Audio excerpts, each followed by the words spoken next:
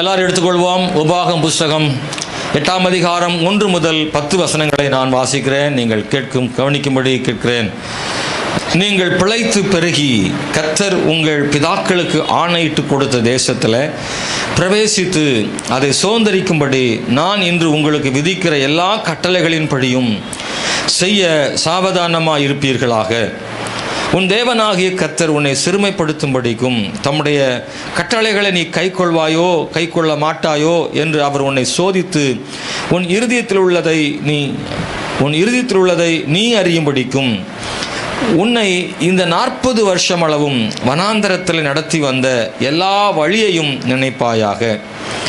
அவர் உன்னை சிறுமைப்படுத்தி உன்னை பசியினால் வருத்தி மனுஷன் அப்பத்தினால் மாத்திரமல்ல கர்த்தருடைய வாயிலிருந்து புறப்படுகிற ஒவ்வொரு வார்த்தையினாலும் பிழைப்பான் என்பதை உனக்கு உணர்த்தும்படிக்கு நீயும் உன் பிதாக்களும் அறியாதிருந்த மன்னாவினால் உன்னை போஷித்தார்.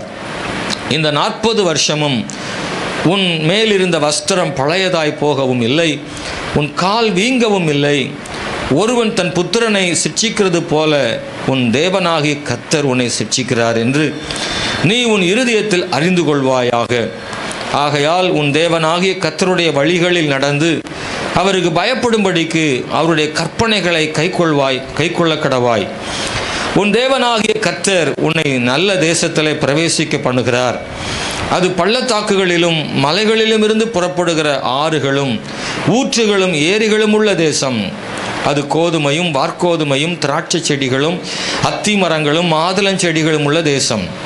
அது ஒலிவ மரங்களும் எண்ணெயும் தேனும் உள்ள தேசம். அது தாழ்ச்சி இல்லாமல் அப்பம் புசிக்கத்தக்கதும் ஒன்றும் உனக்கு குறைவுபடாததுமான தேசம். அது கல்லுகள் இரும்பாயிருக்கிறதும் செம்பு வெட்டி எடுக்கத்தக்க மலைகள் உள்ளதுமான தேசம். ஆகையால் நீ புசித்து திருப்தி அடைந்திருக்கையில் உன் தேவனாகிய கர்த்தர் உனக்கு கொடுத்த அந்த நல்ல தேசத்திற்காக அவரை ஸ்தோத்தரிக்க கடவாய். அல்லேலூயா. இந்த வசனத்தை நாம் வாசிக்கிற போது தேவனாகிய கர்த்தர் தம்முடைய ஜனத்திற்கு கொடுத்த ஒரு எச்சரிக்கை ஞாபகப்படுத்தும்படியான ஒரு வசனத்தை நாம் இங்கே வாசிக்கிறோம். 70 பேர் கானானிலிருந்து அவர்கள் எகிப்துக்கு போனார்கள். மீண்டும் எகிப்திலிருந்து கானானுக்கு குறைந்தது 6 லட்சம் புருஷர்கள் மட்டும் பெண்களோடு சேர்த்து லட்சக்கணக்கானவர்கள் எகிப்திலிருந்து புறப்பட்டு அவர்கள் கானானுக்குள்ளே போனார்கள். தேவனாகிய கர்த்தர் ஆபிரகாமுக்கு என்ன சொன்னாரோ அதை அவருடைய சந்ததிக்கு தேவன் நிறைவேற்றினார். அவர் சொன்னதை வாக்குத்தத்தத்தை அப்படியே கர்த்தர் நிறைவேற்றினார். 430 வருஷம் எகிப்தில் அடிமைகளாக இருந்தார்கள். அந்த 430 வருஷம் முடியும் சரியான நேரத்தில் இஸ்ரவேல் ஜனங்களை தேவன் விடுவித்து கர்த்தர் சொன்னபடியே பாலும் தேனும் ஓடுகிற அல்லது செழிப்பான கானான் தேசத்தில் அவர்களை கொண்டு வந்து ஆண்டவர் சேர்த்தார். உபத்திரவங்களிலும் பாடுகளிலும் இருந்து அவர்கள் அதிலிருந்து கர்த்தர் அவர்களை விடுவித்தார். நாம் வாசிக்கிற போது அவர்கள் ஸ்தோத்திரம் உபத்திரவங்களின் மத்தியிலையும் அவர்கள் பெருகினார்கள் என்பதை நாம் வாசிக்கிறோம். 70 பேர் தான் போனாங்க. கொஞ்ச நாள் தான் கொஞ்சம் நல்லா போச்சுது வாழ்க்கை. ஆனால் யோசேப்பு எப்போ அங்கே மறைந்து போனானோ அன்றிலிருந்து தொடங்கியது பாடுகளும் உபத்திரவங்களும். ஆளோட்டிகள் நிமித்தமாக பெரும் பாடுகளை அடைந்தார்கள்.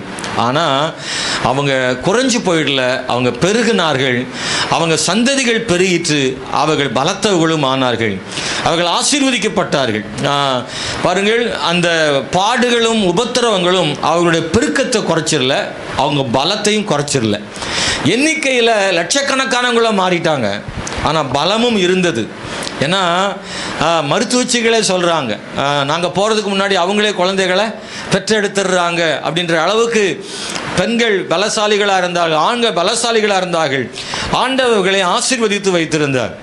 பாடுகள் மத்தியிலையும் தேவனுடைய பிள்ளைகள் வளர முடியும் என்பதற்கு இஸ்ரவேல் ஜனங்கள் ஒரு பெரிய உதாரணமாக இருக்கிறது. நம்முடைய வளர்ச்சியை, நம்முடைய முன்னேற்றத்தை பாடுகள் ஒருபோதும் தடுக்க முடியாதுன்னு நம்புறீங்களா? நீங்கள் இந்த உலகத்தில் எப்போ தான் பாடு வருதோ பிரச்சனை வருதோ அது நம்மளை ஒரு நாள் குறைச்சிட முடியாது அப்படின்றதுக்கு இது பெரிய உதாரணம். இஸ்ரவேல் ஜனங்கள் அவங்க என்னெல்லாம் செய்து பார்த்தாங்க, அவங்கள பெருக விடாமல் இருப்பதற்கு அவங்க என்னென்ன முயற்சிகள்லாம் எடுத்தாங்க. ஆனால் ஒரு நாளும் இஸ்ரவேல் ஜனங்களை ஒடுக்கிவிட முடியலை. எந்த அளவுக்கு ஒடுக்குனாங்களோ அந்த அளவுக்கு பெருகுனாங்க. இன்றைக்கும் நீங்கள் விசுவாசிச்சா நம்முடைய வாழ்க்கையில் பிசாசு நம்மளை எவ்வளவு ஒடுக்குனாலும் அவ்வளவா பெருகுவோம். நம்புனா கர்த்தரை துதிங்க. எந்த அளவுக்கு உலகத்தில் போராட்டங்களும் பிரச்சனையும் நம்மளை ஒன்றும் இல்லாமல் ஆக்கணும்னு முயற்சி பண்ணுதோ அந்த அளவுக்கு நம்ம பெருக்கத்தையும் ஆசீர்வாதத்தையும் பெறுவதற்கு தேவன் கிருபை செய்வார். நம்மை அழிக்க நினைக்கிற கூட்டத்தின் மத்தியில் உயர்த்தி வைக்கிற தேவன் ஒருவர் இருக்கிறார். பார்வோனும் அவன் சேனையும் இஸ்ரவேலுக்காக செய்த தீமைகளும் துரோகங்களும் நிறைய. ஆனால் ஆண்டவர் விடவே இல்லை அவங்கள. எப்பெல்லாம் பார்வோனும் அவனுடைய ஜனங்களும் இஸ்ரவேல் ஜனங்களை கொடுமைப்படுத்துவதற்கு என்னென்ன விதங்கள்லாம் பண்ணாங்களோ ஒவ்வொரு விதங்களையும் கர்த்தர் இஸ்ரவேலுக்கு கூட இருந்து அவங்களை ஆண்டவர் காத்தார். ஆமென், ஸ்தோத்திரம். அவங்கள குழந்தை பெறுவதில் கூட அவங்களுக்கு உரிமை இல்லாத அளவுக்கு எத்தனையோ பிரச்சனைகளை கொடுத்தார்கள். ஆனால் அவர்கள் பெருகினார்கள். அவர்களுக்கு சரியான உணவு இல்லை, அவர்களுக்கு வேலை செய்வதற்கு பொருட்கள் கொடுக்கல, ஆலோட்டிகளினாலே சாட்டைகளால் அடித்து கொடுமைப்படுத்தினார்கள். சரியான ஓய்வு அவங்களுக்கு கிடையாது. ஆனால் இவைகள் எதுவும் அவங்கள பலவீனப்படுத்தி விடவில்லை. அவர்களுக்கு தேவன் கிருபைகளை ஆண்டவர் கொடுத்து அவர்களை பெருக பண்ணினார். தேவன் வாக்குத்தத்தம் பண்ணின தேசத்தில் கர்த்தர் அவர்களை கொண்டு வந்து ஆண்டவர் சேர்த்தார். அன்பான தேவனுடைய பிள்ளைகளை, இந்த கானானின் ஆசீர்வாதங்கள் இன்னைக்கு இந்த காலையில் கானான் அப்படின்றது ஒரு முக்கியமான ஒரு புள்ளி. இஸ்ரவேல் ஜனங்கள் எகிப்தில் அடிமைகளாக இருந்து வனாந்தரத்தில் பயணம் செய்து கானானுக்குள் பிரவேசித்தார்கள். நீங்கள் நானும் கூட இப்போதும் நாம் எகிப்தில் இருந்து விடுதலையாக்கப்பட்டு வனாந்தர பயணத்தில் இருக்கிறோம். நமக்காக ஒரு பரம கானான் வைக்கப்பட்டிருக்கிறது. நீங்களும் நானும் ஒரு நாள் அந்த பரம கானானுக்குள்ளே போய் சேர்வோம். ஸ்தோத்திரம். ஆனால் இன்னொன்றையும் நான் கவனிக்க வேண்டும். எகிப்திலிருந்து விடுதலையாக்கப்பட்ட இஸ்ரவேல் ஜனங்கள் பாலும் தேனும் ஓடுகிற கானான் தேசத்தில் மட்டும் ஆசீர்வதிக்கப்படவில்லை, வனாந்தரத்திலேயும் அவர்கள் ஆசீர்வதிக்கப்பட்டார்கள். ஸ்தோத்திரம். இவர்கள் போய் சேருகிற கானான் தேசத்தின் ஆசீர்வாதங்களை வனாந்தரத்திலேயும் கர்த்தர் அவர்களுக்கு ஆண்டவர் கொடுத்தார். எகிப்தின் அனுபவங்கள் வனாந்தரத்தில் இல்லை, கானானின் அனுபவங்களை வனாந்தரத்தில் தேவன் கொடுத்தார். விட்டு வந்த அடிமைத்தனத்தின் அனுபவங்களை அவர்கள் முற்றிலுமாக விட்டுவிட்டு வனாந்தரத்தில் தேவன் அற்புதமாக தேவன் நடத்தினார். எத்தனை பேருக்கு நான் சொல்றது புரியுதுன்னு தெரியல. இஸ்ரவேல் ஜனங்கள் வனாந்தரத்தில் வாழ்ந்தார்கள் அல்லவா? உண்மையாகவே அவர்கள் வாழ்ந்த வனாந்தரத்தில் வாழ்ந்த வாழ்க்கை ஒரு வனாந்தர வாழ்க்கையாக இல்லை, அது கானானின் வாழ்க்கையாக தேவன் அவங்களுக்கு கொடுத்திருந்தார். ஆமாவா இல்லையா? இல்லை, வனாந்தரத்தில் வாழ்ந்திருந்தா, உண்மையாகவே வனாந்தர வாழ்க்கையில் வாழ்ந்திருந்தா எப்படி இருந்திருக்கும் யோசிக்கிறீங்களா?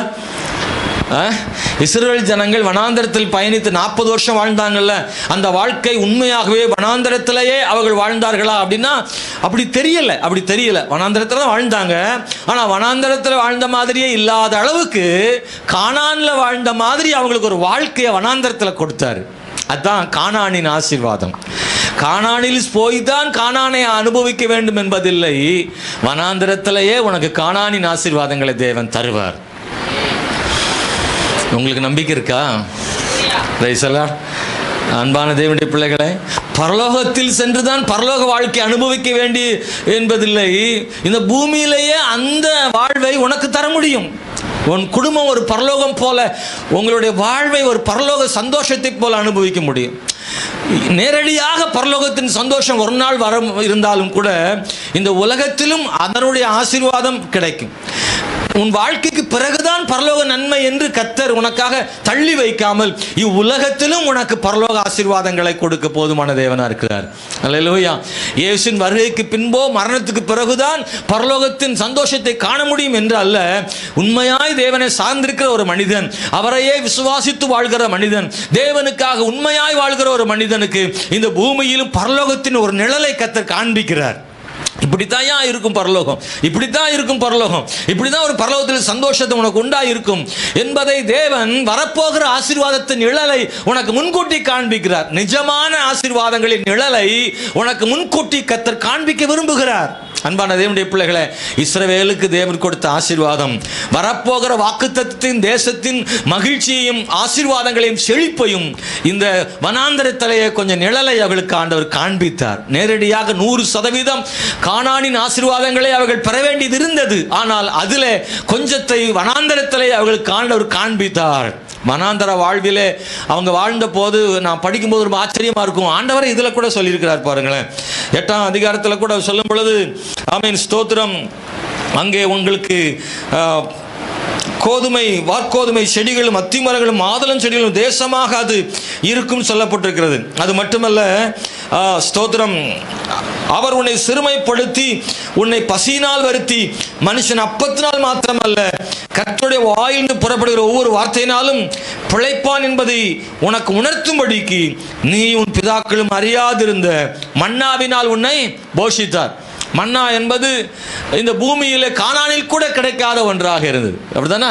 கானானுக்குள்ளே போனவுடனே மன்னா இல்லை, ஆனால் அந்த மன்னாவை வனாந்தரத்தில் ஆண்டவர் கொடுத்தார். கானான் மிகவும் ஆசீர்வாதமானது, வனாந்தரம் மிகவும் வறட்சியானது. ஆனால் கர்த்தர் உன் கூட இருந்தார்னா வனாந்தரம் கூட கானானை விட சிறப்பாக இருக்கும்படி செய்வார். அப்படி செய்ய முடியும், ஆண்டவரால் முடியும்.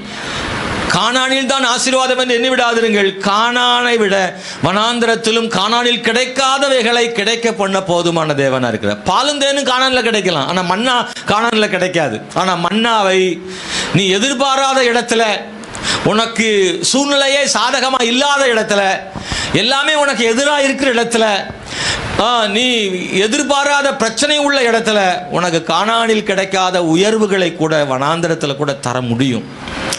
வருமானம் உள்ள காலங்களில் கிடைக்கிறதை காட்டிலும் வருமானம் இல்லாத காலங்களிலும் கர்த்தர் தர முடியும். Praise the Lord. நல்ல கவனிங்க அன்பானவர்களே, கர்த்தர் எதையும் செய்ய வல்லவர். அவர் சர்வ வல்லமை உள்ள தேவர். அவர் நினைச்சிட்டாருன்னா நம்ம கொடுத்துருவாரு. அவர் கொடுக்கும்னு நினைச்சிட்டாருன்னா எவரும் தடுக்க முடியாது. ஆமென். கர்த்தர் பெரியவர், அவர் எல்லாவற்றையும் செய்ய வல்லமை உள்ள தேவனாக இருக்கிறார். எனக்கு இந்த காலவேளை தேவனுடைய பிள்ளைகளை, தேவனாகிய கர்த்தர் அவங்களுக்கு கொடுத்த ஒரு 3 ஆசீர்வாதங்களை சொல்ல விரும்புகிறேன். கானானின் 3 ஆசீர்வாதங்களை உங்களுக்கு நான் சொல்ல விரும்புகிறேன். ஒன்று, இயலாமையில் தேவனுடைய ஆசீர்வாதம் கானானிலே அவங்களுக்கு கிடைத்தது. ஸ்தோத்திரம். இயலாமையில் ஆசீர்வாதம் தரும் தேவன். ஸ்தோத்திரம்.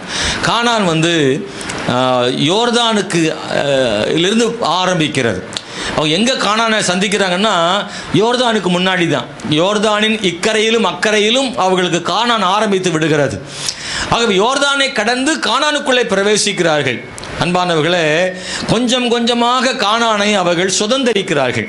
இப்படி சுதந்தரிக்கிற வரைக்கும் அவர்களுக்கு மன்னா பொழிந்து கொண்டே இருந்தது. பாருங்கள், ஸ்தோத்திரம். தேவன் வானத்து மன்னாவை ஆண்டவர் கொடுத்தார். அது ரொம்ப ஆசீர்வாதமானது. தேனிலிட்ட பணியாரம் போல சுவையானதும் கூட, தேவ தூதர்கள் சாப்பிடக்கூடிய ஒன்றானதும் கூட. இந்த மன்னாவை செய்வதற்கு வேற எந்த உபகரணமும் தேவையில்லை. மன்னா அதுவாக பொழிகிறது. இவர்கள் எந்த வேலையும் செய்யாமல் காலை எழுந்த உடனே வனாந்தரத்தில் போய் அப்படியே பொறுக்கிட்டு வந்துட வேண்டியதுதான். பாத்திரமா நிறைய மன்னா. ஸ்தோத்திரம். ஆகவே வெண்மை நிறமா இருக்கக்கூடிய இந்த கோதுமை போன்றிருக்கிற இந்த வெண்மை நிறமான மன்னாவை அவர்கள் கொண்டு வந்து சேர்த்து அவைகளை அரைத்து அவர்கள் சமைத்து அவர்கள் சாப்பிட்டிருக்கிறார்கள். அது ரொம்ப ஆசீர்வாதமானதாக இருந்திருக்கிறது. அன்பானவர்களே, இந்த மன்னா அவர்களுக்கு தொடர்ந்து ஒவ்வொரு நாளும் அவர்கள் அதை பெற்றுக்கொண்டே இருந்தார்கள். ஆனால் ஒரு நாள் அந்த மன்னா நின்று போனது. அது எப்போது நின்று போனது என்றால், கானானுக்குள் பிரவேசித்து என்னைக்கு அவங்க அந்த கானானுடைய விளைச்சலை சாப்பிட்டாங்களோ, பயிர்களை சாப்பிட்டாங்களோ, அன்னையோட மன்னா நின்று போனது. ஆண்டவர் எப்போது மன்னா கொடுத்தானா இவங்க சோம்பேறி ஆகிடுவாங்கல்ல, அப்படித்தானா? அப்படி யோசிக்கிறீங்களா? வனாந்தரத்தில் மன்னா கொடுத்த மாதிரியே கானான்லேயும் மன்னா கொடுத்து தான் என்ன ஆகும்? அவங்க விவசாயம் பண்ண மாட்டாங்க. ஏன்னா வனாந்தரத்தில் அவங்க நடந்துகிட்டே இருந்ததுனால எக்ஸசைஸ் இருந்துச்சு, விவசாய வேலை செய்ய வேண்டியதில்லை. கானான்லேயும் மன்னா பொழிஞ்சுதுன்னா வீடு கட்டி உட்காந்து மன்னாவை சாப்பிட்டு கொழுத்து குண்டாகி ரொம்ப வியாதி ஆயிரும். அப்படிதானா? அப்போ இங்கே என்ன செய்ய வேண்டியிருக்கு? வேலை செய்யணும். அப்போ விவசாயம் பண்ணி தான் ஆகணும். இவர்கள் விவசாயம் பண்ணுவதற்காக தேவன் மன்னாவை நிறுத்தினார். ஆண்டவர் கொடுத்தாலும் அது ஆசீர்வாதம், அவர் நிறுத்தினாலும் அது ஆசீர்வாதம். ஆண்டவர் ஒரு நாளும் தப்பு செய்யறதில்லை. கையை உயர்த்தி சொல்லுங்க. ஆமென். தேவன் ஒருபோதும் தீமை செய்வதே இல்லை. மன்னா பொழிந்தாலும் அது நன்மைக்கு, மன்னாவை நிறுத்தினாலும் நன்மைக்கு. இவ்வளவு நாளும் கொடுத்தாரே மன்னாவை, இன்னைக்கு நிப்பாட்டிட்டாரே, இல்லப்பா அதுதான் உனக்கு நல்லது. ஆமென். எப்போ கொடுக்கணுமோ கொடுக்குறாரு, எப்போ நிறுத்தணுமோ அவர் நிறுத்துறாரு. அதற்காக தேவனுக்கு ஸ்தோத்திரம். நிறுத்துறது கஷ்டமாக இருக்கலாம், ஆனால் உனக்கு தேவன் எதுவரை கொடுக்கணுமோ அதுவரை கொடுப்பார். எப்போது நிறுத்தணுமோ அதை நிறுத்துவார். அவர் நிறுத்தும் போது அதற்கான இன்னொரு வழியையும் கர்த்தர் உண்டு பண்ணாமல் அவர் நிறுத்துவது இல்லை. ஒரு வாசலை அவர் அடைக்கும் போது உனக்காக இன்னொரு வாசலை திறக்காமல் ஒரு வாசலை கர்த்தர் அடைக்க மாட்டார். எந்த வாசல் உனக்கு சரியோ அந்த வாசலைத்தான் கர்த்தர் உனக்காக திறப்பார்.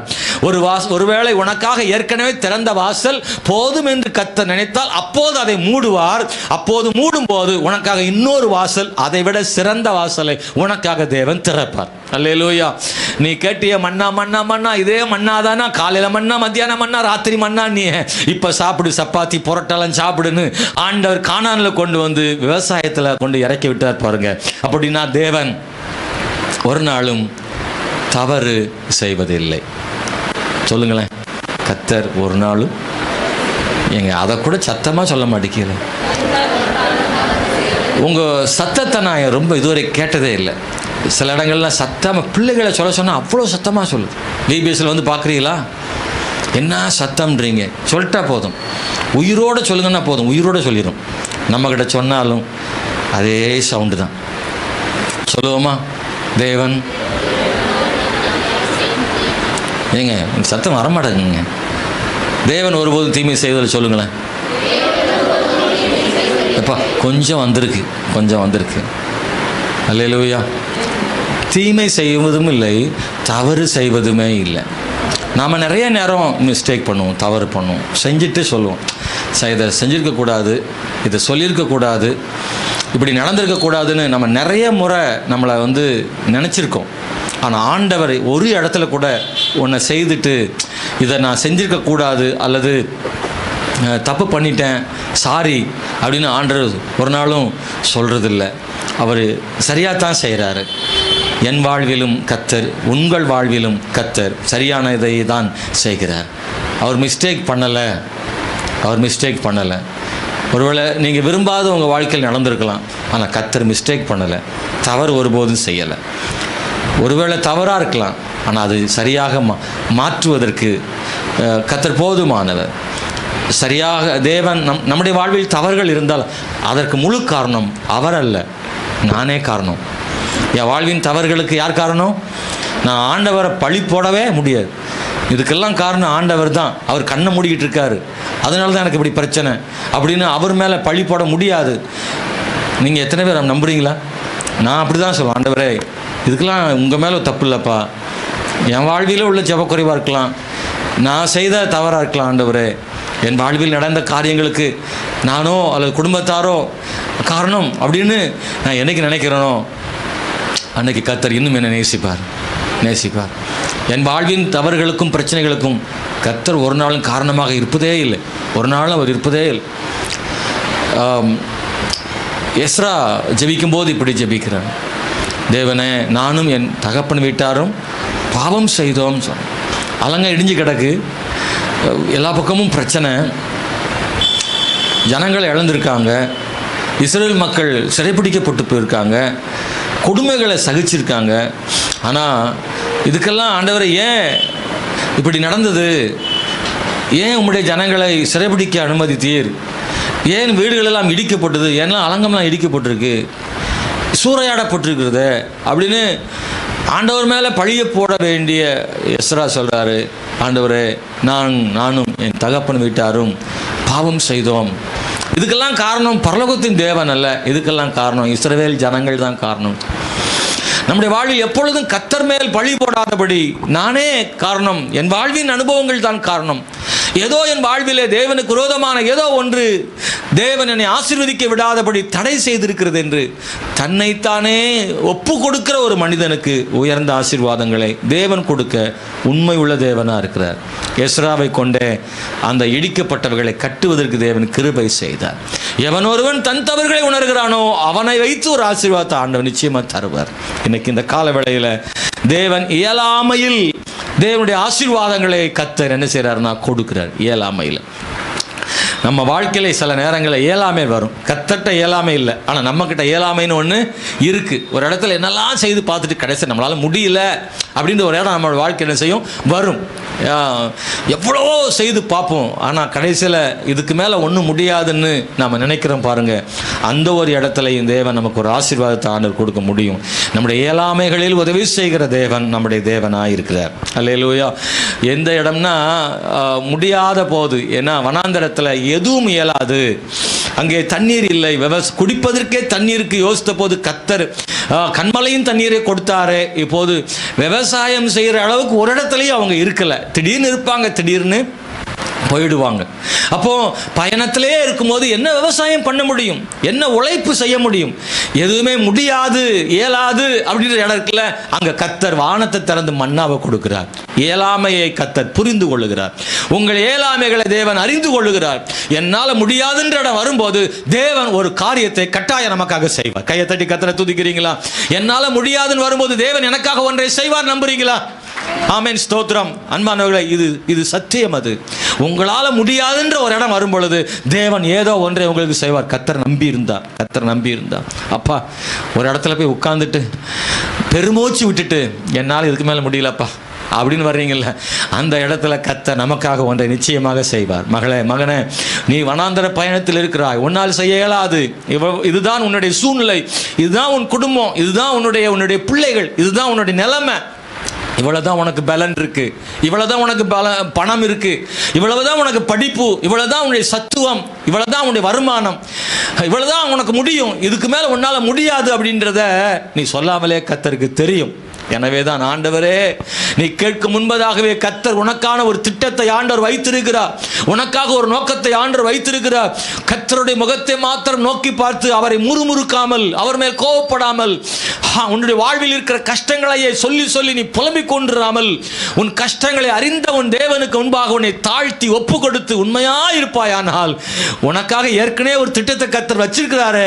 அந்த திட்டம் சரியான நேரத்தில் உனக்காக செயல்பட ஆரம்பிச்சிடும். நான் பசியா இருக்கிறேன், எனக்கு சாப்பாடு இல்லை, நீ கூப்பிட வேண்டிய அவசியம் இல்லை. நீ அமைதியா ஜெபம் பண்ணிட்டே இருக்கும்போது உனக்காக வானம் திறந்து மன்னாவை கொடுக்க வல்லமையுள்ள தேவனா இருக்கிறார். நான் அந்த படிக்கும்போது ஒரு ஆச்சரியமான ஒரு உண்மையை நான் கண்டுபிடிச்சேன். என்னன்னா, வனாந்திரத்தில் இஸ்ரவேல் ஜனங்கள் மரித்து போனார்களா? வனாந்திரத்தில் இஸ்ரவேல் ஜனங்கள் மரித்து போனார்களா? இல்லையா? இல்லைன்னு சொல்றவங்க கை வைத்துங்க. இல்லைன்றவங்க 1 2 கொஞ்சம் பேர்.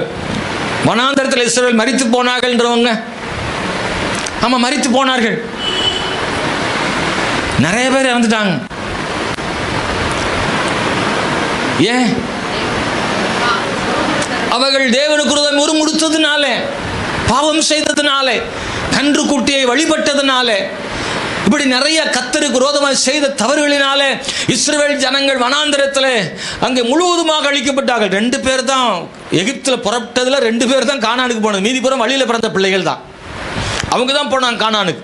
இதுக்கான காரணம் என்னவென்றால், கண்டுபிடிக்கும் போது பாவத்தினால் தான் நடந்தது. இன்னொன்று, ஒருவர் கூட தாகத்தினாலும் பசியினாலும் அவங்க என்ன செய்யலை, மறிக்கலை. வனாந்தரத்தில் அப்படிதான் வெயிலின் தாக்கத்தினால இறந்தாங்களா? வனாந்தரத்தில் இயற்கையாக நடக்க வேண்டியதாக தான் நடக்கும். வனாந்தர வெயில் தாங்க முடியாது, தண்ணீர் இல்லாமல் செத்து போவார்கள், ஆகாரம் இல்லாமல் மரித்து போகலாம், நடக்க முடியாமல் துவண்டு நடந்து அந்த மணலுக்குள்ளே மணல் புயல்னாலே சிக்கி சிலரெல்லாம் அப்படி மரிப்பதுண்டு. ஆனால் அப்படி யாரும் மரித்து விடவில்லை. வறுமையடைந்து உணவின்றி அல்லது வயதாகி பலவீனத்து நிமித்தமாக ஒருவர் கூட அங்கே மரிக்கவில்லை, பாவத்து நிமித்தமாக மாண்டு போனார். தேவன் வனாந்தரத்தில் இயற்கையாக வர வேண்டிய பிரச்சனைகள் எல்லாம் கத்தர் தவிர்த்து அவங்களுக்கு வெயிலின் தாக்கம் வராமல் மேகத்தை கொடுத்து, பசிக்க விடாமல் மன்னாவை கொடுத்து, தாகத்துக்கு தண்ணீரை கொடுத்து, மானம் காக்க ஆடை பழையதாய் போகாதபடி காத்து, எளிதாக நடப்பதற்கு பாதரட்சைகள் செருப்பு கூட தேயாமல் காத்து. எங்க போய் என் பிள்ளை வாங்கிற போது கடை எங்க? அது முடியாது, இயலாமை. உன் இயலாமையிலே கர்த்தர் உனக்கு உதவி செய்கிறார்.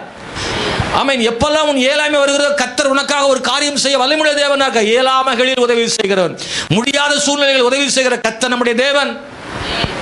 என் பிள்ளை வெயில் தாங்கிக்கிடாதுன்னு மேகத்தை கொடுக்கிறார். என் பிள்ளையால் நடக்க முடியாது என்பதற்காக அவர் சொல்ல, தகப்பனை போல உன்னை தூக்கி சுமந்தேன். ஆண்டவர் சொல்ல, தூக்கி சுமந்தேன். இஸ்ரவேல் ஜனங்களை அதை ஒத்துக்கொண்டார்கள். ஹல்லேலூயா. லிட்டரலாக ஒருவேளை தூக்கி சுமந்த மாதிரி இருக்காம இருக்கலாம், ஆனால் கர்த்தர் தூக்கி சுமந்ததை வாழ்வில் உணர முடியும். அவங்களுக்கு என்ன முடியாதோ அதெல்லாம் செய்தார். எவ்வளோ நல்ல ஆண்டவர் நம்முடைய தேவன். சொல்லுங்க, நம்முடைய தேவன் ரொம்ப நல்ல ஆண்டவர். நல்லா சொல்லுங்களேன், நல்ல ஆண்டவர்ன்றதை நல்லா சொல்லுங்க. எனக்கு கிடைச்ச ஆண்டவர் நல்ல ஆண்டவர். ஹல்லேலூயா. தூக்கி சுமக்கிற தேவன், எனக்கு நடக்க போகிறத முன்கூட்டி தெரிந்து எனக்காக ஒரு அற்புதம் செய்கிற தேவன். அவருடைய உதவி இல்லாமல் நான் இப்படி இருக்க முடியாது. எனக்கு நிறைய உதவி செய்திருக்கிற ஆண்டவர். சத்துருக்களுக்கு முன்பதாக ஒரு பந்தி ஆயத்தப்படுத்துகிற தேவன். என் தேவைகள் நடுவில் எனக்கு என்ன வேண்டும் என்று முன்கூட்டியே செய்கிற தேவன். உங்களுக்கும் தானே, உங்களுக்கும் தானே. அன்பானவர்களே, இயலாமைகளில் உதவி செய்கிற தேவன் நம்முடைய தேவன். அவர் வாக்கு பண்ணியதை கொடுக்கும் வரைக்கும் தேவன் உதவி செய்தார். அன்பானவர்களே, ஸ்தோத்திரம். தேவனாகிய கர்த்தர் ஆபிரகாமுக்கு வாக்கு பண்ணியதை கொடுக்கிற வரைக்கும் வேற ஒரு ஆசீர்வாதத்தை கொடுத்தார். கானான் வருது, ஆனால் கானானில் தான் உன்னை போய் சாப்பாடை வைப்பேன்ல, அதுக்கு இடையிலையும் உனக்கு சாப்பாடு கொடுக்குறேன். தரேன் தரேன் தரேன் 40 வருஷம் ஆயிடுச்சு. கானானை கொடுக்குறேன் 40 வருஷம் ஆயிடுச்சு. இந்த 40 வருஷமும் ஆண்டவர் அவங்க கூட இல்லைன்னா அவங்கெல்லாம் முன்னெல்லாம் ஆகிருப்பாங்க. உனக்கு தர்றேன் நான் கானானை, ஆனால் அந்த கானானை நீ சுதந்திரிக்கிற வரைக்கும் நான் உனக்கு உன் கூட இருப்பேன். என் சமூகம் உனக்கு உண்பே செல்லும். என்னுடைய மேகஸ்தம்பம் உனக்கு இருக்கும், மண்ணா இருக்கும். இதெல்லாம் கர்த்தர் கொடுக்குறார். ஆபிரகாமுக்கு ஆண்டவர் சொன்னார், உன்னை ஒரு பெரிய சந்ததியாக மாற்றுவேன், வானத்து நட்சத்திரங்களைப் போல கடற்கரை மணலை போல ஆபிரகாமே உன்னுடைய சந்ததி பெருகி இருக்கும்னு சொன்னார். ஆனால் அது மாதிரி ஒன்றுமே அவனுக்கு என்ன செய்யலை, நடக்கலை. ஆபிரகாம் ரொம்ப சோர்ந்து போனான். ஆனால் ஒன்று உங்களுக்கு தெரியுமா, நீங்கள் ஆதியாகமத்தை படித்து பாருங்கள். ஆண்டவர் ஆபிரகாமுக்கு வாக்கு பண்ணினதை செய்கிறதுக்கு ரொம்ப நாளாயிருச்சுது. ஆனால் அந்த நாளாக ஆகிற வரைக்கும் அவனை விட்டு தனியாக ஆண்டவரில் தோராயமாக ஒரு 25 வருஷம்னு வச்சுக்கிடுவோமே, அதில் கணக்கீடு கொஞ்சம் பிரச்சனை இருக்குது.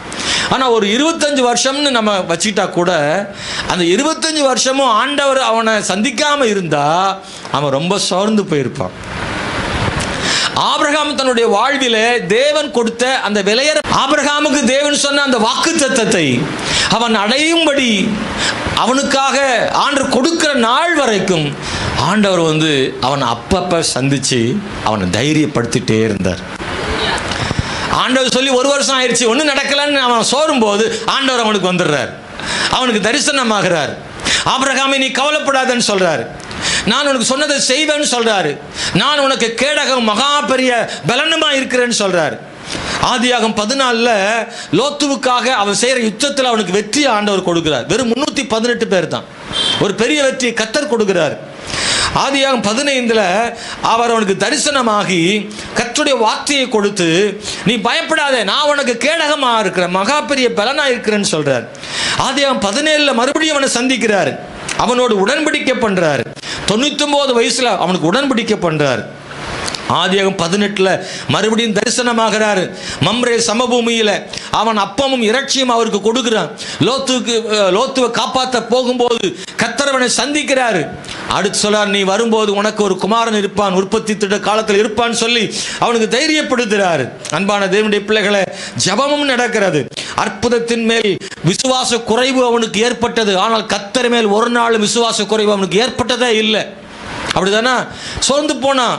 எனக்கு இன்னும் ஆண்டு சொன்னபடி குழந்தை கிடைக்கலன்ற அவிசுவாசம் அவனுக்குள்ள வந்தது உண்மைதான். கொஞ்சம் சோர்ந்து தான் போனான். ஆனால் ஒரு நாளும் ஆண்டவர் மேலே விசுவாசம் குறையவே இல்லை. தனக்கு நடக்க போகிற அற்புதத்தின் மேலே தான் விசுவாசம் குறைவு, கர்த்தர் மேலே விசுவாச குறைவு ஏற்படவே இல்லை. எனக்கு கிடைக்குமா கிடைக்காத, ஆண்டவர் என்ன தருவீர், என் வீட்டில் எலியேசர் ஒருத்தர் இருக்கிறானே, இப்படி எல்லாம் ஆபிரகாம் சொல்லி பாருங்க, அந்த அவர் தருவேன்னு சொன்னார்ல, அது கிடைக்கல, கிடைக்கட்டாலும் பரவாயில்ல, ஏதோ ஒன்று வச்சு சமாளிச்சுக்கிறேன், ஆனால் கர்த்தருக்கு பதிலாக வேற ஒன்றை மாற்ற மாட்டேன். Praise the Lord. எனக்கு தரேன்னு சொன்னீங்களே ஈசாக்க, அவன் கிடைக்காட்டாலும் பரவாயில்ல, அதுக்கு பதிலாக ஒரு ஆளை வச்சுக்கிறேன், ஆனால் உங்களுக்கு பதிலாக இன்னொரு ஆளை மாற்ற மாட்டேன். எனக்கு கையத்தட்டு கத்தரை தோத்திரம் பண்ணுங்க. எத்தனை பேருக்கு புரியுது? எத்தனை பேருக்கு புரியுது? எனக்கு தருவேன்னு சொன்ன கூட மாற்றிக்கிறேன், அட்ஜஸ்ட் பண்ணிக்கிறேன், ஆனால் உங்களை அட்ஜஸ்ட் பண்ண முடியாது. நீங்கள் தான் எனக்கு வேணும், உங்களுக்கு பதிலாக இன்னொரு ஆள் வேண்டாம். ஈசாக்கு பதிலாக எலேசர் இருக்கட்டும், பரவாயில்ல. நீ தரேன்னு சொன்னீர, 1000க்கு பதில் 500 இருக்கட்டும், இல்ல 50 கூட இருக்கட்டும், இல்ல 100 கூட இருக்கட்டும், ஒன்றும் பிரச்சனை இல்லை. நீ தரப்போகிற ஆசீர்வாதத்தில் மாற்றம் ஏற்பட்டா கூட எனக்கு பரவாயில்ல, ஆனா உங்கள மாற்றம் வரக்கூடாது, நீங்க எனக்கு தேவை ஆண்டவரேன்னு சொன்னான். ஆண்டவரே ஸ்தோத்திரம். ஈசாக்குக்கு பதிலாக இஸ்மவேலா கூட இருக்கலாம், ஈசாக்குக்கு பதிலாக எலேசரா கூட இருக்கலாம். ஓ, நீ தருகிற ஆசீர்வாதத்தில் மாற்றங்கள் வந்தால் அதை பற்றி கவலைப்பட மாட்டேன். உங்க ஆசீர்வாதம் எனக்கு நிறைவோ குறைவோ அது இல்லாமல் கூட இருக்கலாம், ஆனால் நீர் என்னோடு கூட இருக்க வேண்டும் ஆண்டவரே. நீர் இல்லாமல் மாறக்கூடாது ஆண்டவரே. உமக்கு பதிலாக வேற ஒன்றை மாற்றி தர வேண்டாம், நீர் தான் எனக்கு வேண்டும் ஆண்டவரே. ஆபிரகாம் எவ்வளவு விசுவாசம், அதனால தான் சொல்லியிருக்கு ஆபிரகாம் விசுவாசம். அல்லேலூயா. எவ்வளவு பெரிய உண்மை. பிள்ளைய கூட மாத்திக்கலாம்னு நினைக்கிறேன். தர வேண்டிய வாக்குத்தத்தத்தின் பிள்ளை ஈசா கிடைக்காத பரவாயில்ல, எலேசரை வச்சு சமாளிச்சுக்கிறேன், ஆனா ஆண்டவரே நீர் இருக்கும் இடத்துல ஒரு கண்ணுக்குட்டியை நான் வச்சிட முடியாது, நீ இருக்கிற இடத்துல அஸ்திரத்தை வச்சிட முடியாது, உங்களுக்கு பதிலாக பாகால வச்சிட முடியாது, உங்களுக்கு பதிலாக வேற ஒன்றை மாத்திட முடியாது. எனக்கு வர வேண்டிய ஆசீர்வாதத்தை மாற்றி தாரும், ஆனா உண்மை மாற்றாமல் தாரும். நீர் தான் எனக்கு தேவை ஆண்டவரே. எவ்வளவு விசுவாச வைராக்கியம். எனக்கு இந்த காலவெளி தேவனுடைய பிள்ளைகளை, எனக்கு கிடைக்கிற லாபம் நஷ்டம் எல்லாம் மாறினாலும் பரவாயில்ல, என் ஆண்டவர் மட்டும் என்னை விட்டு மாறாமல் இருக்க வேண்டும் என்று ஆபிரகாமுடைய விசுவாசம் நமக்குள்ளே ஆண்டவர் தருவாராக. ஒன்று தெரியுமா, இயலாமைகளில் உதவி செய்யும் கர்த்தர். உன்னால முடியாதுப்பான்னு நினைச்சுதான் மன்னாவையும் தண்ணீரையும் ஆண்டவர் கொடுத்தார். இன்னைக்கு இந்த காலவேளையில் தேவனுடைய பிள்ளைகளை, இயலாமைகளில் ஆசீர்வதிக்கிற தேவன் அவர். ஆமென், ஸ்தோத்திரம். யாக்கோபுக்கு சொன்னதை செய்யும் அளவும் அவன் மாமன் வீட்டில் அவனை கைவிடாமல் ஆசீர்வதிச்சான். தகப்பன் வீட்டுக்கு என்னை திருப்பி கொண்டு வருவீரானால் உமக்கு நான் காணிக்கை செலுத்துவேன், தசமம் கொடுப்பேன்னு ஜெபம் பண்ணுறான். அவனை மறுபடியும் அப்பா வீட்டுக்கு கூட்டிகிட்டு வருவன் கர்த்தர் அவனுக்கு வாக்கு பண்ணி, உனக்கு சொன்னதை செய்யணும், கைவிட மாட்டேன்னாரு. ஆனால் அது உடனே நடக்கலை. எத்தனை பேருக்கு புரியுது? அல்லேலூயா. யாக்கோபுக்கு சொன்னார்ல, நான் சொன்னதை செய்கிற வரை கைவிட மாட்டேன், உன் தகப்பன்ட்டு கொண்டு வருவேன்னு சொன்னார். ஆனால் மறுநாளே நடந்துச்சா? இல்லை, நடக்கலை. நாளாயிருச்சு. ஆனால் நாளானாலும் அந்த எல்லா நாளுக்கும் அவர் தான் பொறுப்பு. நான் உனக்கு சொன்னதை செய்வேன், ஆனால் உடனே கிடைக்கலாம், காலதாமதம் கிடைக்கலாம். ஆனால் உடனே கிடைச்சாலும் சந்தோஷம். நான் காலதாமதமாக கொடுத்தேன்னா எவ்வளோ காலதாமதம் ஆகுதோ அத்தனை காலமும் நான் தான் உன்னை தூக்கி சுமக்க போகிறேன், நான் தான் உனக்கு கூட இருக்க போகிறேன். யாக்கோபே கவலைப்படாத, உங்கள் அப்பா வீட்டு கூப்பிட்டு போகிறேன், அது வரைக்கும் உனக்கு அனாதையை விட மாட்டேன், அது வரைக்கும் உன் கூட தான் இருப்பேன். உனக்கு மந்தையை பெருக பண்ணி உன் மாமனார் வீட்டில் யாக்கோபே உனக்கு மனைவி பிள்ளைகளெல்லாம் தந்து சொத்துக்களையும் சுகத்தையும் கொடுத்து உன்னை ஆசீர்வதிச்சு கோலும் கையுமா வந்த உன்னை உங்கள் அப்பா வீட்டுக்கு சும்மா கொண்டு போகிறதில்ல, உன்னை பெரும் படையோடு உன் அப்பா வீட்டுக்கு கொண்டு போகிறேன்னு சொன்னார் ஆண்டவர். Praise the Lord. ஆண்டவர் எவ்வளோ நல்லவர். ஆமென், அல்லேலூயா. யாக்கோபுக்கு சொன்னபடி உன்னை தகப்பன் வீட்டுக்கு கொண்டு போவேன்னு அவனுக்கு வாக்கு பண்ணார்ல, அதை உடனே ஆண்டவர் ஏன் செய்யலை? உடனே செஞ்சிருந்தா கோலும் கையுமா போனோம், மறுபடியும் கோலும் கையுமாவே வெளியே வந்திருப்பான். ஆனால் இப்போ கொஞ்ச நாள் கழித்து வந்தவொடனே ஒரு பெரும் கூட்டத்தோட ஆடு மாடு ஒட்டகம் எல்லா கழுத கோவேரி கழுத இப்படி ஒரு பெரும் படையோட சொத்துக்களோடு திரும்பி வர்ற அளவுக்கு தேவன் அவனுக்கு ஆசீர்வாதத்தை கொடுத்தார். நான் அவனை ஆசீர்வதிப்பேன். ஹல்லேலூயா.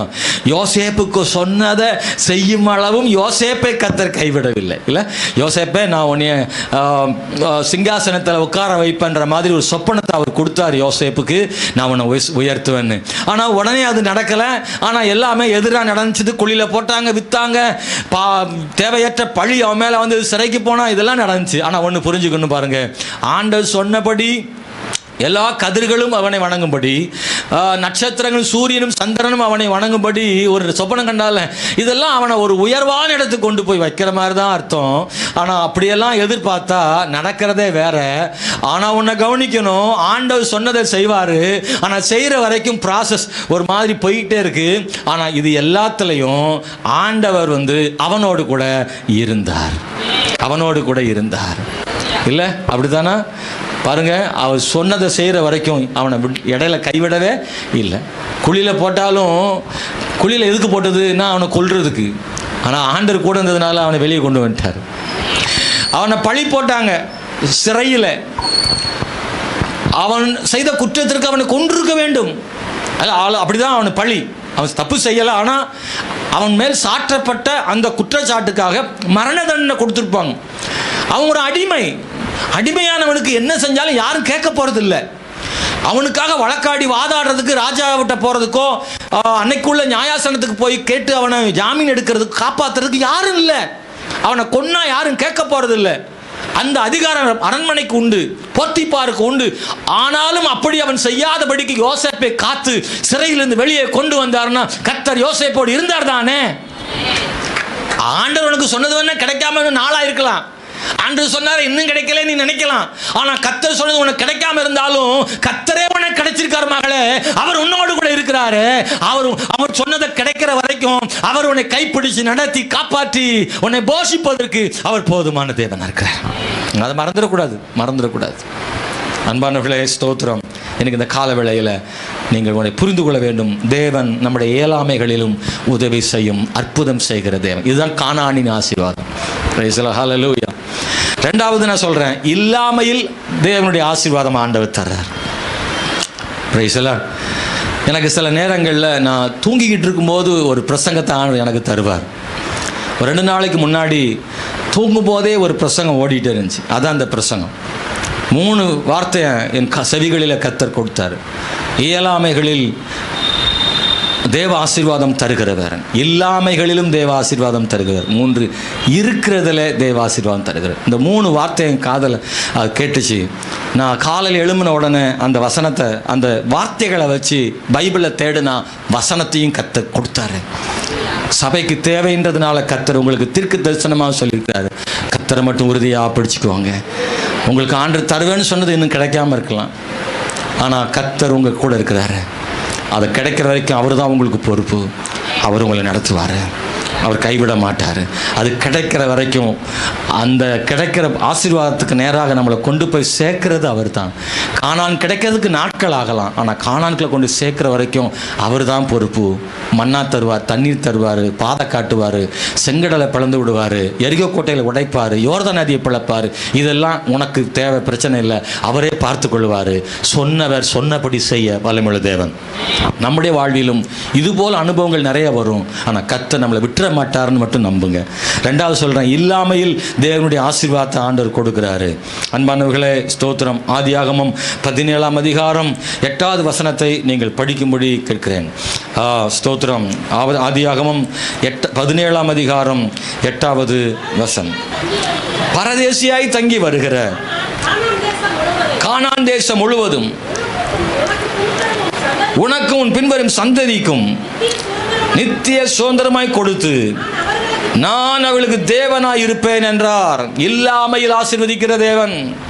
முதல்ல சொன்ன இயலாமையில் ஆசீர்வதிக்கிற தேவன். இப்போ இல்லாமையில் இல்லை, நோ, என்கிட்ட ஒண்ணுமே இல்லை அப்படின்ற ஒரு இடம் ஒன்று இருக்குல்ல, அது இருக்கு. முடியலன்றது ஒன்று, என்னால் முடியலை, சக்தி இல்லை, அவ்வளோதான் என்னால் செய்ய முடியும்னு ஒரு இடம் வந்துடுதுல்ல. ரெண்டாவது ஒரு இடம் இருக்குது. அந்த இடம் எப்படின்னா இல்லைன்னு அர்த்தம். நம்ம வாழ்க்கையில் நிறைய நேரங்களில் இருக்கு அப்படின்ற வார்த்தையை விட இல்லை அப்படின்ற வார்த்தையை நிறைய பயன்படுத்தியிருப்போம். அது இல்லை, இது இல்லை, என்னால் முடியாது அப்படின்ற வார்த்தையை நிறைய பயன்படுத்தியிருப்போம். அன்பான தேவனுடைய பிள்ளைகளை, இது என்ன அர்த்தம்னா, பரதேசியாய் தங்கின ஆபிரகாம் கானானில் குடியிருந்தான்.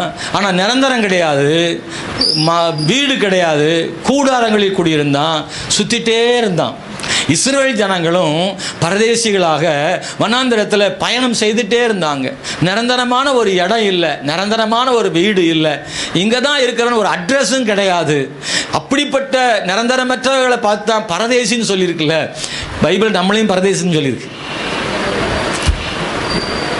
என் மேலே கோவப்பட்டுறாதீங்க, பைபிள் சொன்னது சொல்கிறேன். நம்ம யார்? சிலரெல்லாம் சொல்ல மாட்டேங்க, நான் எப்படி நான் பரதேசி ஆவேன் அப்படி நீங்கள் நினைக்கிறீங்களா? 1 பேதுரு புஸ்தகம் 1ஆம் அதிகாரத்தில் 2ஆம் வசனம் இருக்குது. நீங்கள் தெரிந்து கொள்ளப்பட்ட பரதேசிகளுக்கு எழுதுகிறதாவதுன்னு சொல்லியிருக்கு. எப்படி இஸ்ரவேல் ஜனங்களும் ஆபிரகாமும் பரதேசி மாதிரி ஒவ்வொரு இடமா பரதேசி நேரத்துனா அதுக்கு என்ன மீனிங்னா, தப்பாக நினச்சிடாதீங்க, நிரந்தரமாக இல்லாமல் அப்படி மாறிக்கிட்டே போய்கிட்டே இருக்கிறது இல்லை. நாமும் அப்படி தான், இன்றைக்கி எல்லாருமே அப்படி தான் இருக்கிறோம், போய்கிட்டே இருக்கிறோம். நமக்கு நித்திய வீடு பரலோகத்தில் தான் இருக்குது. இந்த உலகம் நித்திய வீடே இல்லை. அல்லேலூயா. சும்மா நாக்கலாம் 18/16 கனகவேல் காலனி அப்படின்னு ஒரு அட்ரஸை போட்டுக்கலாம். ஆனால் அந்த அட்ரஸ் நமக்கு நிரந்தரமே கிடையாது. நமக்கு மெயினான ஒரு அட்ரஸ் இருக்குது. கேர் ஆஃப் தேவன், அப்புறம் பரலோகம், பரலோக வீடு, அப்படி தான் நமக்கு அட்ரஸ் வரப்போகுது. நித்திய வீடு அங்கே தான் நமக்கு வரப்போகுது. பெர்மனெண்ட் அட்ரஸ் அங்கே தான் இருக்குது. அப்படி தானே? நீங்கள் நிறைய ஆஃபீஸில் போனீங்கன்னா ஃபார்ம் ஃபில்அப் பண்ண சொல்லும்போது எப்படி கேட்பாங்கன்னா டெம்பரரி அட்ரஸ், பெர்மனெண்ட் அட்ரஸ் ரெண்டும் எழுத சொல்லுவாங்க. நம்ம அதில் ரெண்டுலேயுமே ஒன்று தான் எழுதுவோம். நமக்கு ஒன்று தவிர என்ன இருக்குது? அப்படி தான் 2 அட்ரஸ் இல்லையே, ஒரு அட்ரஸ் எழுதுவோம். ஆனால் நமக்கு இப்போ உண்மையாகவே இதுதான் டெம்பரரி அட்ரஸ். பெர்மனெண்ட் அட்ரஸ் எங்கே தான்? பரலோகத்தில் இருக்கிறது. பவுல் அதை தான் எழுதுறாரு. நம்முடைய வீடு பரலோகத்தில் இருக்கிறதுன்னு எழுதுறாரு. 1 கொரிந்தியர் புத்தகம் 5ஆம் அதிகாரத்தில் பூமியின் கூடாரமாகிய நம்முடைய வீடு அழிந்து போனாலும் நமக்கு நித்தியமான வீடு பரலோகத்தில் இருக்கிறதுன்னு எழுதுறாரு. ஆமே. நம்முடைய குடியிருப்போ அப்படின்னு எழுதுறார் பவுல் இன்னொரு இடத்துல. நம்முடைய குடியிருப்போ பரலோகத்தில் இருக்கிறதுன்னு எழுதுறார். அப்படின்னா சொந்த கொஞ்ச காலத்துக்கு இங்கே என்ன செய்கிறோம்? இருக்கிறோம். அப்படி தானே? ஸ்தோத்திரம். வாடகை வீட்டுக்கு பத்திரம் எழுதும்போது எழுதுவாங்க, பார்த்துருக்கீங்களா? போஸ்பர் இங்கே இருக்காங்க, அவங்களுக்கு தெரியும் என்ன இப்படி எழுதுறாங்க. பத்திரம் எழுதும்போது வாடகை வீட்டு ஒப்பந்த பத்திரம் எழுதுறாங்களா? அது எந்த எழுதுவாங்க? 11 மாதம். 11 மாதத்துக்கு மேலே என்ன சரி எழுதுறது? 1 வருஷம் 2 வருஷம் இருக்கலாம். ஆனால் எழுதுறது 11 மாதம் தான் எழுதுறாங்க.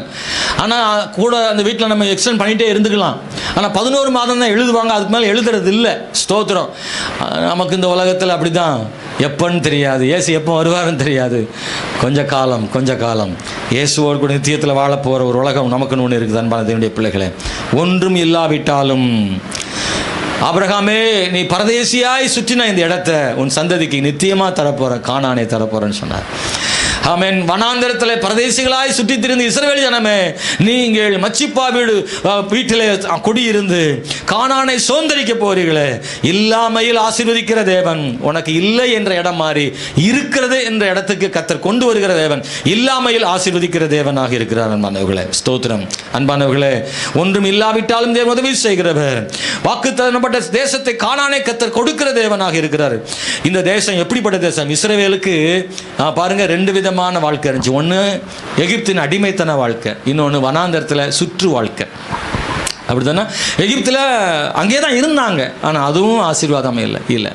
அவங்களுக்கு அங்கே என்ன இல்லைன்னா, எகிப்தில் சுகம் இல்லை, மகிழ்ச்சி இல்லை, உணவு சரியாக இல்லைன்றது அங்கே நிறையா இருந்துச்சு. அப்படித்தானே?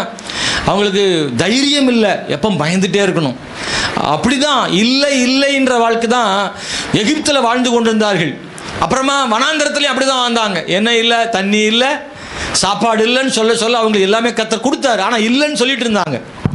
இல்லை என்ற இடத்துல தான் அவங்க நிறைய இருந்தாங்க. அன்பான தேவனுடைய பிள்ளைகளை, மக்கள் சொன்னாங்க தண்ணி இல்லை, உணவு இல்லை, நம்பிக்கை இல்லை. நம்பிக்கை தான் ரொம்ப முக்கியங்க. நம்பிக்கை எது இல்லாட்டாலும் நம்பிக்கை மட்டும் இருந்துடணும். ஹலோ, எல்லாம் இருந்து நம்பிக்கை இல்லைன்னா எல்லாமே வேஸ்ட்டு. எல்லாம் இல்லாட்டால் நம்பிக்கை ஒன்று விட்டு எல்லாம் கிடச்சிரும். நம்பிக்கை மட்டும் இழந்துடாதீங்க. நீங்கள் எவ்வளோ வேணாலும் கஷ்டப்படலாம், நம்பிக்கை மட்டும் உள்ளத்தில் இருந்து போயிடவே கூடாது. என் தேவன் ஒரு நாள் நிச்சயம் என்னை உயர்த்துவார். கர்த்தர் கைவிட மாட்டார். சொல்லுங்கள் பக்கத்தில், ஆண்டவர் உங்களை கைவிட மாட்டார். என்னைக்குனாலும் உங்களை ஆசீர்வதிச்சே தீருவார். ஆமென். என்னைக்குனாலும் கர்த்தர் கைவிட மாட்டாருங்க. நான் தைரியம் உங்களுக்கு சொல்கிறேன். உங்களை பார்த்து தனித்தனியாக கூட்டி சொல்லலாம். நான் உங்கள்கிட்ட வந்த நேரில் சொன்னால் கூட சொல்லிவிடுவேன். உங்களை தனித்தனியாக சொல்கிறோம். கர்த்தர் உங்களை ஒரு நாளும் கைவிட மாட்டார், நிச்சயமாக செய்ய மாட்டார். ஆனால் இடையில நம்ம சொல்லிகிட்டே இருப்போம், மண்ணா இல்லை, சாப்பாடு இல்லை, தண்ணி இல்லை. இஸ்ரவேல் ஜனங்கள் சொன்னதெல்லாம் அதுதான். நாங்கள் எல்லாம் மறுபடியும் திரும்பி எங்கே போகிறோம்? எகிப்துக்கே போகிறோம். கானான் கிடைக்கிற மாதிரிலாம் தெரியல, நாங்கள் மறுபடியும் எகிப்துக்கே போகிறோம், இப்படி சொல்லியிருந்தாங்க. ஆண்டவர் சொன்னார், உன் கால் வீங்கலை. அவங்க என்ன இல்லைன்னாங்க? அவங்களும் ஒரு இல்லை சொன்னாங்க. தேவன் ஒரு இல்லை சொல்கிறாரு. அவர் சொல்கிறார், உன் கால் வீங்க இல்லை, உன் வஸ்திரம் பழையதாக இல்லை, நான் உன்னை கைவிடுது இல்லை. அவர் சொல்கிறார். எப்படி? பாதரட்ச தேயலை. இவங்க சொல்கிறாங்க தண்ணி இல்லை, உணவு இல்லைன்றாங்க. அவர் சொல்கிறார், உனக்கு கால் வீங்கலைன்றார். நீ நீ எதையோ இல்லைன்னு இருக்க, நான் உனக்கு இருக்கிறத கொடுத்துருக்கேன், அது இருக்குன்னு சொல்லு. அதான் ஒரு பாஸ்டர் சொன்னார், சகோதரிமார்கள்லாம் வீட்டில் இல்லைன்றாங்களாம். அரிசி பை காலியாக இருக்குது, அரிசி இல்லை பருப்பு இல்லைன்னு சொல்கிறாங்கல்ல. அரிசி இல்லை, பருப்பு இல்லை, காய்கறி இல்லை, காசு இல்லைன்னு சகோதரிமார் கணவர்கிட்ட சொல்கிறாங்களாம். இல்லைன்னே சொல்லாதன்னு ஒரு கணவர் சொன்னாராம். அப்போ அந்த அம்மா சொல்லிச்சான், அரிசி டப்பா காலியாக இருக்குது, மிளகு டப்பா காலியாக இருக்குது, பருப்பு டப்பா காலியாக இருக்குது அப்படின்னு சொன்னாங்க. ரெண்டும் ஒன்று தான், ஆனால் இல்லைன்றது போல இருக்குன்னு சொன்னாங்க. எத்தனை பேர் புரியுது? ஆண்டவர் சொல்லாரு, நீ இல்லை இல்லைன்ட்டு இருக்கிய, நான் உன் கால் வீங்கலை, அவரும் இல்லைன்னு அவருக்கு பதிலை சொல்லி கொடுக்காரு. இதை நினச்சிப்பாரு, இதை நினச்சிப்பாரு அப்படின்னு நினைக்கிறார். எப்போதுமே நம்ம இருக்கிறத பற்றியெல்லாம் யோசிக்காமல் இல்லாத பற்றி மட்டும்தான் யோசிச்சுட்டே இருப்போம். நமக்கு அது இல்லை இது இல்லைன்னு சொல்லுவோம்ல, அதான் சொல்லுவோம்ல, எனக்கு மோதிரம் இல்லைன்னு வருத்தப்படாத, இன்னொருத்தனுக்கு விரலே இல்லாமல் இருக்க, உனக்கு விரல் இருக்கலாம் அதுக்காக சந்தோஷப்படுங்க. அப்படி தானே? என்ன அழகாக ஒரே பவுனில் சூப்பராக செயின் போட்டிருக்கானே அவன், நமக்கு அந்த சூப்பர் செயின் இல்லையே நீ ஒரு ஆளை பார்த்து நினைக்கிறீல்ல. சிலவனுக்கு இந்த இடத்துலேருந்தே கையே இல்லாமல் இருக்குது, நீ அவனை மட்டும் பாரு. ப்ரைஸ்லெட் போட்ட கையை பார்க்காத, கை இல்லாத ஒருத்தனை பாரு. கத்தாவே உருப்படியாக ஒரு கையை கொடுத்ததுக்காக ஸ்தோத்திரம். வீடியோவில் நிறைய பார்த்துருக்கீங்களா நீங்கள்? சிலரெல்லாம் 2 கையுமே இல்லாமல் சாப்பிட்றதுக்கு எவ்வளோ சிரமப்படுறாங்க தெரியுமா?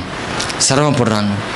ஆண்டவரே அதைத்தான் எடுத்தாலும் கேட்க மாட்டான், இருக்கிறத கொடுத்ததுக்காக ஸ்தோத்திரம்னு சொல்கிற இடத்துக்கு வந்தோம்.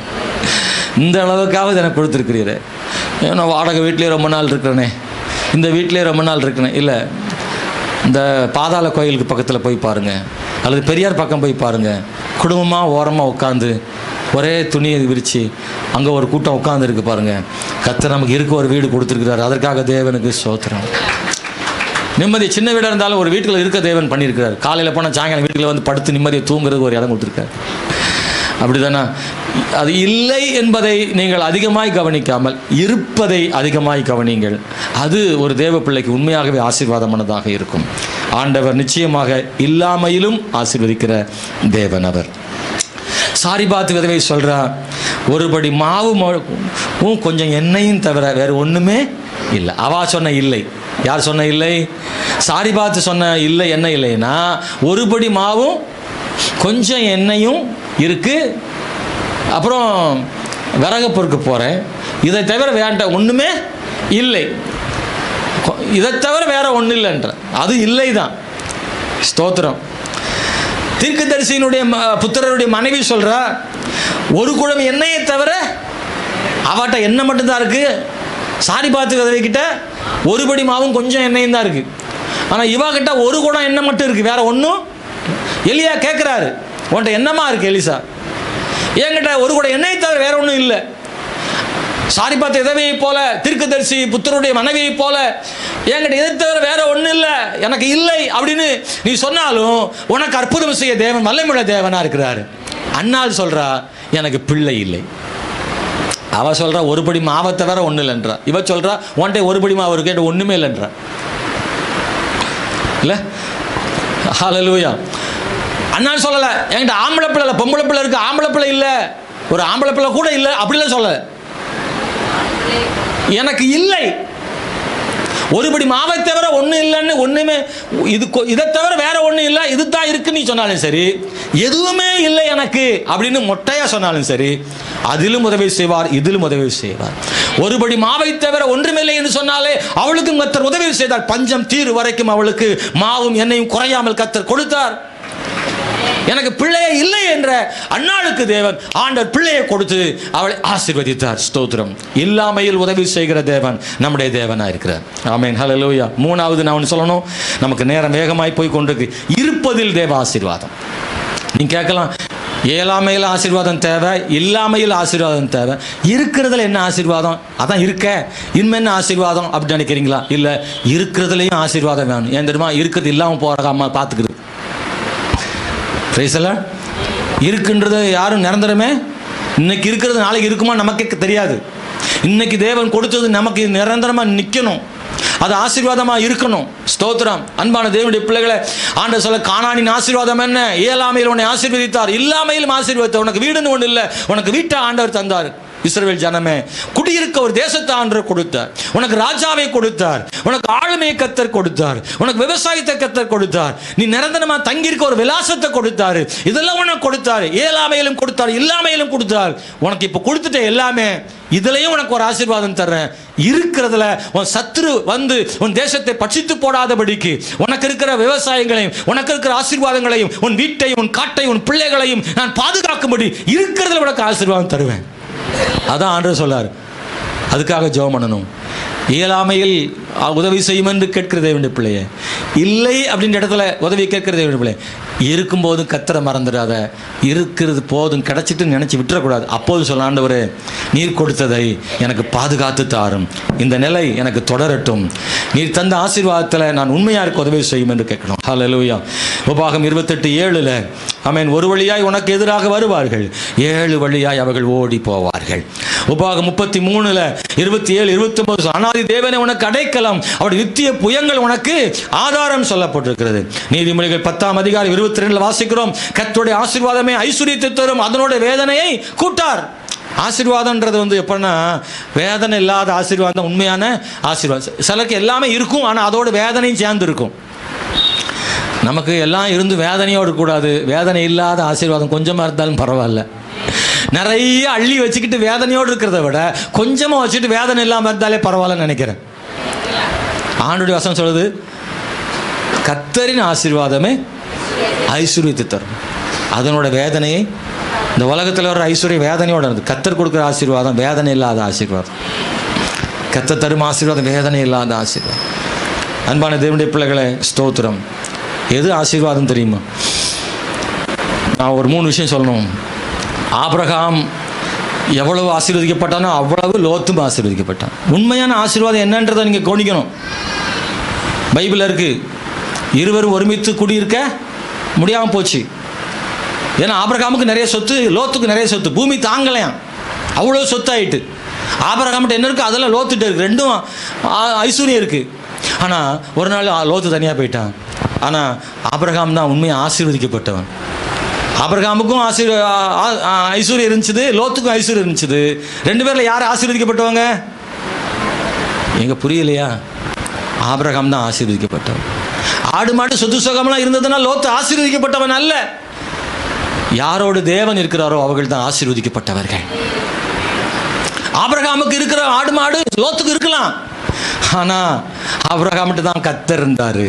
கர்த்தர் எங்கே இருக்காரோ அதுதான் ஆசீர்வதிக்கப்பட்டவன். ஐஸ்வர்யம் உலகத்தில் எவன் எவனும் வச்சிருக்கலாம், ஆனால் கர்த்தர் எங்கே இருக்காரோ அவன் தான் ஆசீர்வதிக்கப்பட்டவன். ஐஸ்வர்யவான்கள் பலர் இருக்கலாம், ஆசீர்வதிக்கப்பட்டவர் யார்? ஐஸ்வர்யவான் எல்லாம் ஆசீர்வதிக்கப்பட்டவர்கள் அல்ல, ஆனால் தேவனோடு இருக்கிறவர்கள் எல்லாம் ஆசீர்வதிக்கப்பட்டவர்கள். பாக்கெட்டில் பணம் உள்ளவன்லாம் ஆசீர்வதிக்கப்பட்டவன் அல்ல. ஏன்னா அவனுக்கு இருக்கிற சூழ்நிலை என்னவா தெரியாது, ஆனால் கொஞ்சம் தான் இருக்கு. ஆனால் கர்த்தர் இருக்கார், அவன் தான் ஆசீர்வதிக்கப்பட்டவன். ஆசீர்வாதம் அப்படின்ற இடத்துல ஐஸ்வர்யம் ஒரு புள்ளி தான், மீதி நிறைய இருக்கு. கிருபை, தேவனுடைய மகிமை, தேவனுடைய வல்லமை, தேவனுடைய ஆறுதல், ஜெபம் கேட்கிற கிருபை, பரிசுத்த வாழ்க்கை, இது எல்லாமே அந்த ஆசீர்வாதத்துக்குள்ள இருக்கு.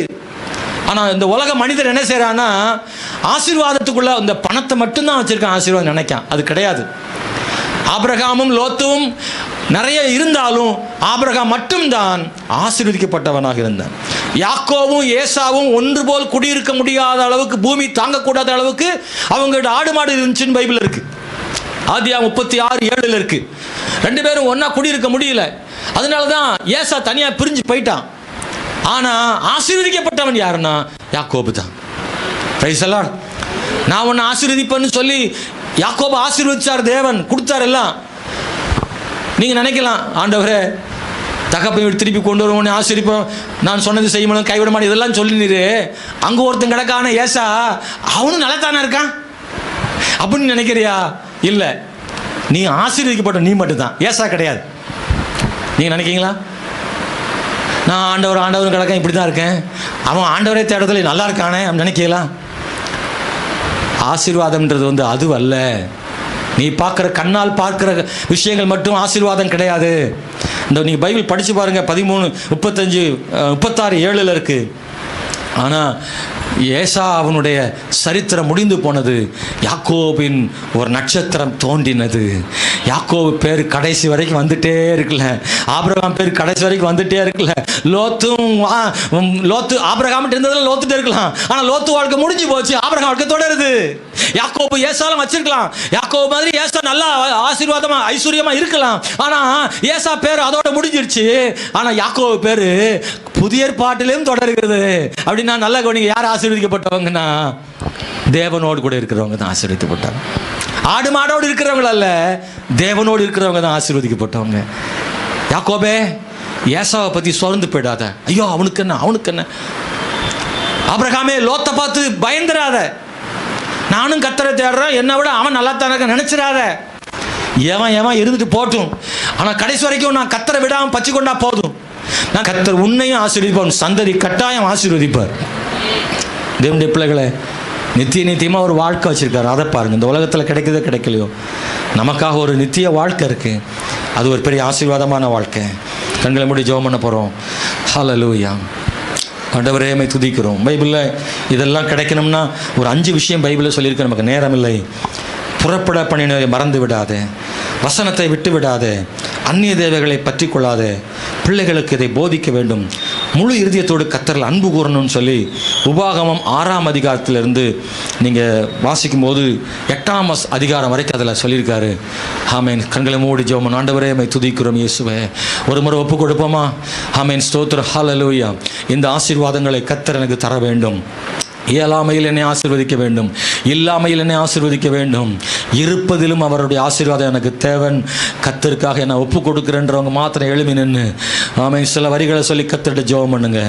ஆண்டவரே, நன்றியோடு துதிக்கிறோம். தேவனுடைய வார்த்தைகளை கேட்டு ஒப்பு கொடுக்குறவங்க எழுமி நின்று இந்த கால வேளையில், ஆண்டவரே என்னை ஒப்பு கொடுக்குற ஐயா, கையை உயர்த்தி சொல்கிற ஆண்டவரே ஸ்தோத்திரப்பா, நீர் எனக்கு போதும் ஆண்டவரே, நீர் எனக்கு போதும் ஆண்டவரே, நீர் எனக்கு போதும் ஆண்டவரே, நீர் எனக்கு போதும் ஆண்டவரே, நீர் எனக்கு போதும் ஆண்டவரே. எல்லாமையில் இருக்கிற சகோதரனே சகோதரியே, என்ன அளவுக்கு எல்லாம் என் போராடி பார்த்துட்டேன், இதுக்கு மேலே என்னால் முடியல, இயலவில்லை அப்படின்னு சொல்கிற இடத்துல வந்து நிற்கிறீங்களா? அந்த இடத்துலேருந்து கையை பிடிச்சி உன்னை தூக்கி நிறுத்துவதற்கு ஆண்டவர் போதுமான தேவனாக இருக்கிறாரு. என்கிட்ட ஒன்றுமே இல்லை, பலனே இல்லை. ஓ ஹல்லேலூயா. இதுக்கு மேலே என்னால் முடியாது, எனக்கு பலன் இல்லை, ஒன்றுமில்லை என்று சொல்லுகிற தேவ பிள்ளைய, ஓ ஒன்றுமில்லாவிட்டாலும் தேவன் ஆசீர்வதிக்கிற தேவன். இந்த ஜனங்களுக்கு கொடுப்பதற்கு எதுவும் இல்லை. 300 பணத்துக்கு அப்பம் வாங்கினாலும் கொடுக்க முடியாது. இல்லை இல்லைன்னு சொன்னாலும் கர்த்தர் வானம் திறந்து ஆசீர்வதித்து ஆயிரக்கணக்கான ஜனங்களை போஷித்து மீதி 12 கூட நிறைய எடுக்கிறதுக்கு அவர் வல்லமையுள்ள தேவனாய் இருக்கிறார். தேவனுடைய பிள்ளைய, ஒண்ணுமே இல்லாட்டாலும் உன்னை ஆசீர்வதிக்க முடியும். நீ கையில ஒண்ணும் இல்லாம இருந்தால் கர்த்தர் உன்னை ஆசீர்வதிக்க முடியும்.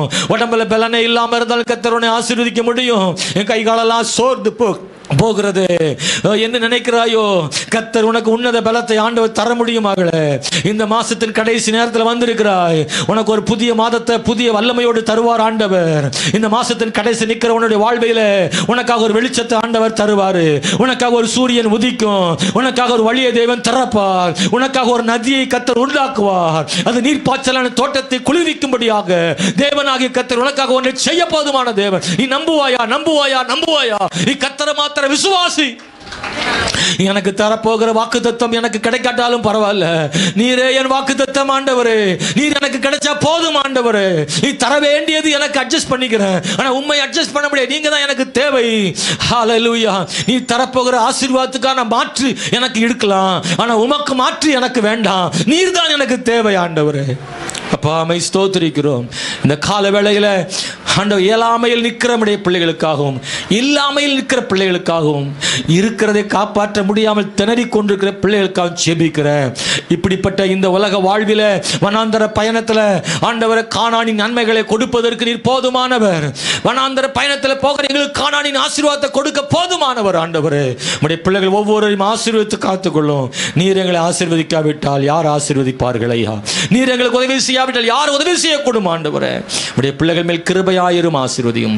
இயேசுவின் நாமத்தில் ஜெபிக்கிறோம் நல்ல பிதாவே. ஆமென், ஆமென்.